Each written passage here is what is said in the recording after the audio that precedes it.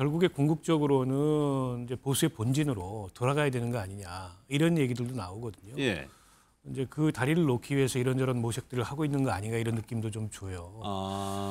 그래서 국민의힘 전당대회 관심이 좀 지대한 것 같아요. 지금 이준석 의원이 예. 최근 들어서 이제 저런 평론을 이번 처음만이 아니고 여러 차례 그런 평론을 하고 있다 이런 보도들을 봤는데요. 그만큼 이제 국민의힘의 전당대회에 촉각을 곤두세우고 있는 게 아닌가 그런 느낌을 주고요. 근데 이제 100% 출마한다 이렇게 객관적으로 보이는 상황은 아니에요. 네. 한동훈 전 대표가 별로 결정을 못 하고 있는 것 같아요 지금. 그렇게 그 주변에서는 있죠. 예. 반대가 더 심한 것 같고 그래서 지금 한동훈 전 대표의 행동을 보면 예. 안 나올 사람이 아니다 100% 출마할 것이라고 했는데 한동훈 전 대표가 어떤 행동을 하고 있죠? 지금 라방하고 당원 가입해달라는 얘기밖에 하지 않고 있는데 예. 이게 100% 출마의 근거가 되는지 잘 모르겠습니다. 이준석 의원이 정치평론 오래 했죠. 그렇죠. 사실 굉장히 오랜 기간 정치평론을 했었고 그 본인의 평론 결과가 맞은 경우도 많이 있었을 거라고 생각하지만 정치의 100%가 어디 있던가요?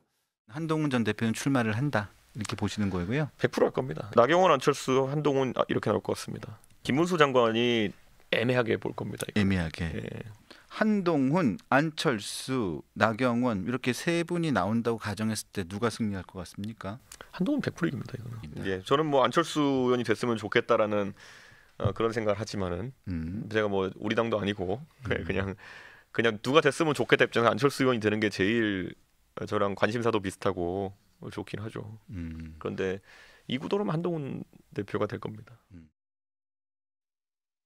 이준석 의원은 한동훈 전 대표가 출마할 가능성은 100%고 또 승리할 것이다라고 예측을 했는데 일단 박 의원님께 저 출마 100% 부분이 평론적인 측면에서 한 것 같나요? 아니면 정치인으로서 한 것 같습니까? 양측면이 다 있는 것 같은데요. 예. 일단 뭐 객관적으로서 관찰자로서 평론가로서 예측을 한 측면도 있고 또 정치적으로 보면 어쨌든 이준석 의원이 이번 대선에서 일정한 성과를 거두긴 했습니다만 예. 또 한편으로는 이제 한계도 뚜렷하게 확인했다 이런 평가가 있어요. 결국에 궁극적으로는 이제 보수의 본진으로 돌아가야 되는 거 아니냐 이런 얘기들도 나오거든요. 예.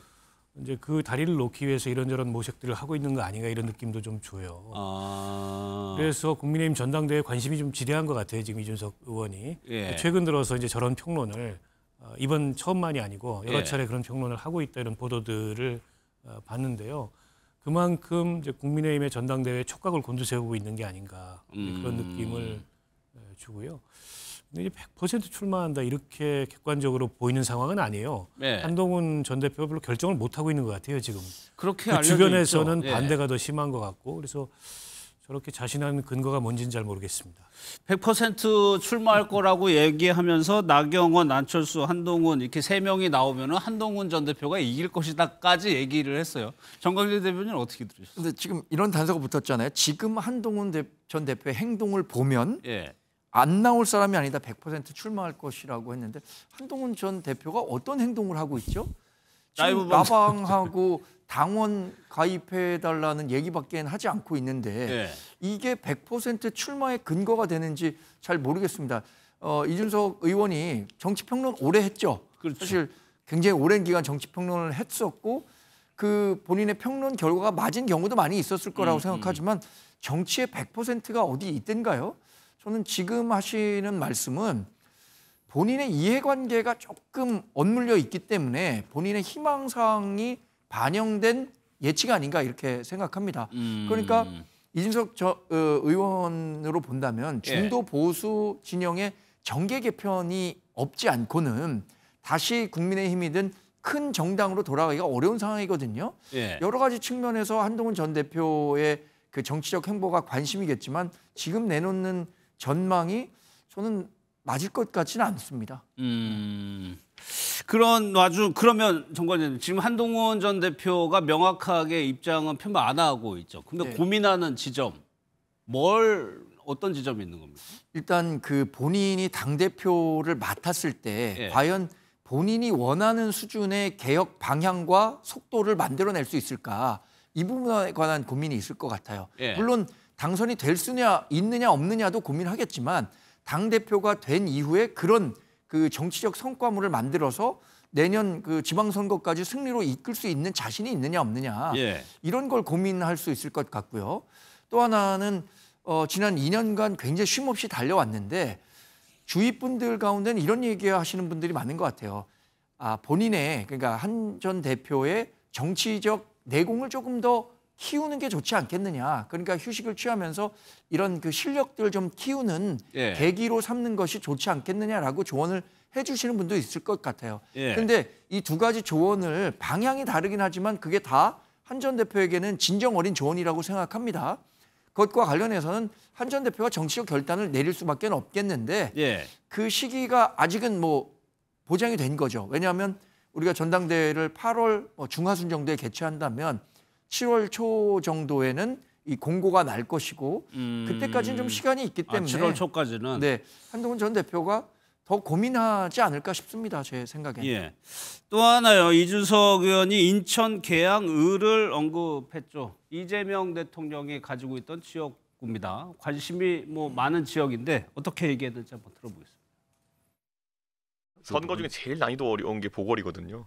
하면은 영웅 되죠. 거기 그 셋 다 어려운 지역구들이니까 하나로 돌파하면 이제 굉장한 정치적 동력을 얻는 거니까 욕심이 나겠지만 안 되면 이제 약간 좀 황교안 대표 같은 약간 그 막 대표도 하고 막 기분 내고 막 총리도 하고 다 기분 내고 하는데 나중에 종로 가서 뚝 떨어지고 나가지고 이분은 수도권에서 안 먹히나 본데 이렇게 그냥 판명돼 버리는 그런 상황이 나올 수도 있거든요.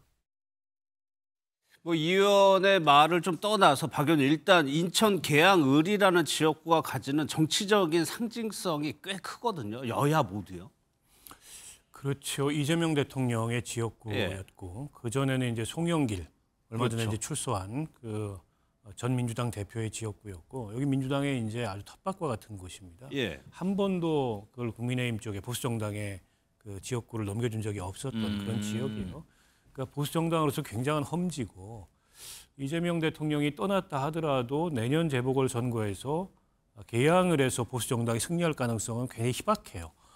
그런 상황에 한동훈 전 대표가 거기 출마할 가능성도 저는 매우 낮다고 보는데 예.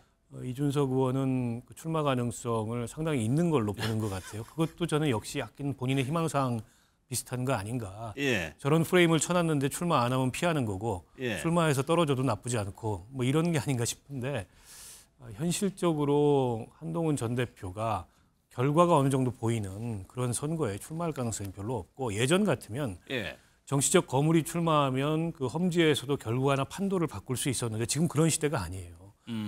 그런데다가 이제 이재명 정부 들어서서 이제 한참 막 이 국민들의 그런 새 정부에 대한 기대나 이런 것들이 고조돼 있을 시점일 가능성이 높은데 내년 지방선거하고 동시에 열리지 않습니까? 예. 내년 지방선거의 판도도 물론 이제 아직 1년 남았기 때문에 단정할 수는 없습니다만 국민의힘으로서는 굉장히 불안감을 많이 안고 있잖아요. 예. 그런 상황에서 개항을 재보궐선거는 확정이 됐습니다만 거기에 한동훈 전 대표가 상당한 리스크를 안고 출마할까요?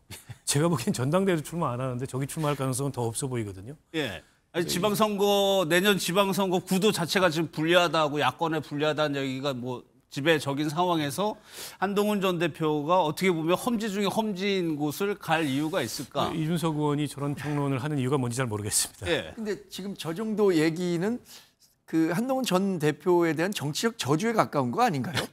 본인이 노원에서 3번 출마했었던가요? 예. 그래서 다 낙선했잖아요. 그러니까 험지라고 불리는 지역에서 아무리 그 중앙 정치에서 무게감 있는 정치인이 나온다고 하더라도 예. 험지에서 승리한다는 게 요새는 굉장히 쉽지가 않습니다. 그리고 그 원희룡 전 장관이 개항을에서 2024년 총선에 떨어졌잖아요. 예. 그리고 본인이 정치적 재기를 위해서 지금 개항을 해서 열심히 준비하고 있는 것으로 아마 이준석 의원도 알고 있을 겁니다. 예. 근데 거기에 한동훈 전 대표가 개항을 출마 가능성이 있다? 그렇다면 일단 원희룡 전 장관과도 굉장히 갈등 관계가 깊어질 수밖에 없을 것 같고요. 그렇겠죠.